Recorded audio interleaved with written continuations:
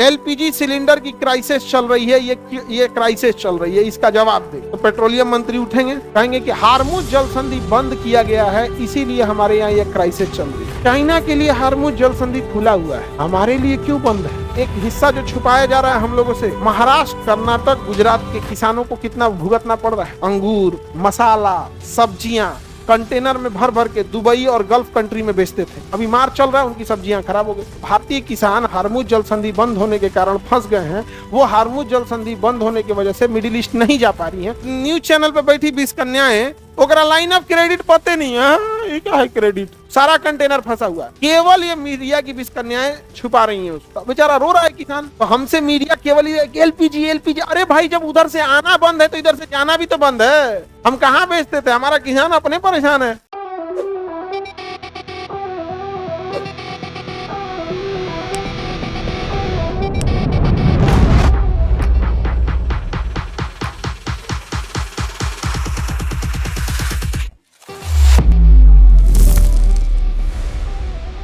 किसी ने पूछा संसद में खड़ा होकर कि हमारे यहाँ एलपीजी सिलेंडर की क्राइसिस चल रही है, ये क्राइसिस चल रही है, इसका जवाब दे। तो पेट्रोलियम मंत्री उठेंगे, कहेंगे कि हार्मुज जल संधि बंद किया गया है, इसीलिए हमारे यहाँ ये क्राइसिस चल रही है। तो व्यक्ति जो क्वेश्चन पूछा है ना, अगर पढ़ा लिखा होगा तो दिमाग से खड़ा होकर पूरा क्वेश्चन पूछेगा।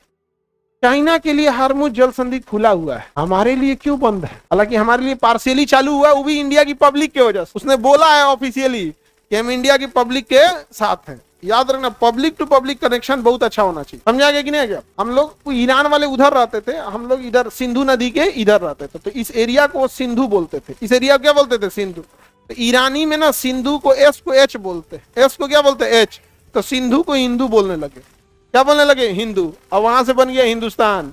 ये ईरानी शब्द है, समझा गया कि नहीं? भाई, बिरादर, दोस्त, ये शब्द कौन सा है? ईरानी शब्द। हम लोग को क्या दुश्मनी है उससे? इसे जरा ट्रम्पा जबरदस्ती लड़ रहा है, ट्रम्पा जबरदस्ती। आपको पता है एक हिस्सा जो छुपाया जा रहा है हम लोगों से, महाराष्ट्र और कर्नाटक, गुजरात के किसानों को कितना भुगतना पड़ रहा है। यहाँ से लोग, महाराष्ट्र के लोग अंगूर, मसाला, सब्जियां कंटेनर में भर भर के दुबई और गल्फ कंट्री में बेचते थे, अभी मार चल रहा है, उनकी सब्जियां खराब हो गई। सब्जी, फल, ये पेरिसेबल आइटम है। पेरिसेबल आइटम मतलब बहुत जल्दी खराब होने वाला। अब जैसे गेहूं 2 साल बाद भी बेचेंगे तो दिक्कत नहीं है, पपीता बेच देंगे 2 साल बाद भाई, या 10-15 दिन उसकी सेल्फ लाइफ है। केला, पपीता, फल, किसी भी फल या सब्जी की सारा कंटेनर फंसा हुआ है।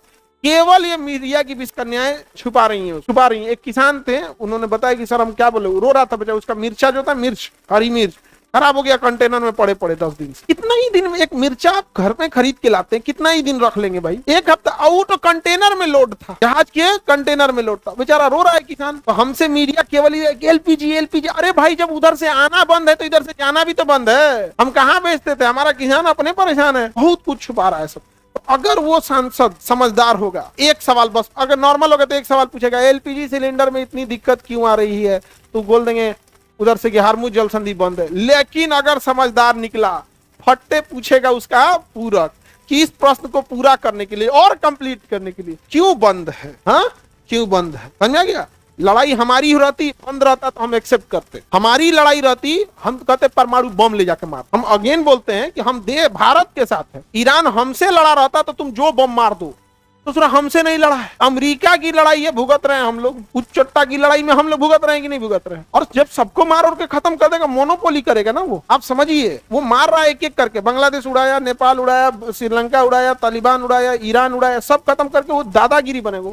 अमेरिका हमारा दोस्त नहीं, हमारा बॉस बनना चाहता है। वो सोच रहा हमको कहता है, जबकि ईरान ने ऑफर किया था इंडिया को कि हाई काहे आप गैस, पानी वाली जहाज में भर भर के गैस और तेल ले जाते हैं, एक काम कीजिए, हम मोटका पाइपलाइनें बिछा देते हैं ईरान से, बिचवा में एक को देश है पाकिस्तान, अगर वो अलाउ करता है तो ठीक है, नहीं तो समुद्र के नीचे से बिछा देंगे। आखिर इंटरनेट केबल कहां से आ रहा है? समुद्र के नीचे से आ रहा है। हम वहां से बिछा देंगे, वहां से हम खोलेंगे, यहाँ से आप निकाल लीजिएगा, झमेले खत्म। तो आपको बिलीव नहीं होगा, अमेरिका ने मना कर दिया इंडिया को, हम चुप होगा। हमारा कितना सस्ता पड़ जाता, बहुत सस्ता पड़ता। ईरान हमको पेट्रोल का 60 दिन का क्रेडिट देता। अब समझो क्या होता है क्रेडिट। हम ईरान से जब तेल खरीदते थे तो हमें पैसा भुगतना बहुत इजी होता था। कैसे? हम ईरान से कच्चा तेल खरीद लेते थे, ईरान को पैसे नहीं देते थे 60 दिन तक। सुनना ध्यान से, क्रेडिट कैसे काम करता है, लाइन ऑफ क्रेडिट 60 दिन का। हम ईरान से तेल खरीद लेते थे, कच्चा तेल, वो कहता था 60, हम उसे पैसा 60 दिन तक नहीं देते थे, क्यों समझना। अब इसको ले आते थे, 5 दिन बाद इंडिया पहुंचता था, रिफाइनरी में इसे साफ करते थे, इससे डीजल पेट्रोल ये सब बना लेते थे। अब इसमें 5 दिन लग जाता था। अब इसे हम अलग अलग पेट्रोल पंप पे पहुंचा देते थे और बेच देते थे। बेचने के बाद जो पैसा आता था वो पैसा ईरान को देते थे। ईरान वो पैसा नहीं लेता था, कहता था इससे हम इंडिया से सामान खरीद लेंगे। अमेरिका कहा तो मेरा डॉलर कहाँ गया, मेरा डॉलर कहाँ गया। भारत ने कहा हम क्या जाने, ईरान का हम क्या जाने, हमको भारत से हमारी अच्छी दोस्ती है, हम भारत से सामान खरीद लेते हैं। और सोचिए भारत को पेट्रोल का पैसा तक नहीं देना पड़ता था। अगर ऐसा व्यापारी मिले यार तो दुनिया में आदमी तो भैया ऐसा तो कुछ भी नहीं कर, भाई तुम्हारा सामान खरीदे, उसी को रिफाइन किए, बेच दिए, पैसा लिए, पैसा चुकाने गए तो कर हम कलकत्ता से सामान खरीद लेंगे, इंडिया में ही से सामान खरीद लेंगे, तो कुछ पैसे ले जाते, मत्ते सामान खरीदो। 60 दिन का क्रेडिट दिया ना जी, तो 60 दिन तक हमारे घर से पैसा लगा, उसी का पेट्रोल छान उनके उसको क्या मिला भैया, उसका धंधा यही है, पेट्रोल का 60 दिन बाद ही मिलेगा तो क्या दिक्कत, उसको क्या दिक्कत।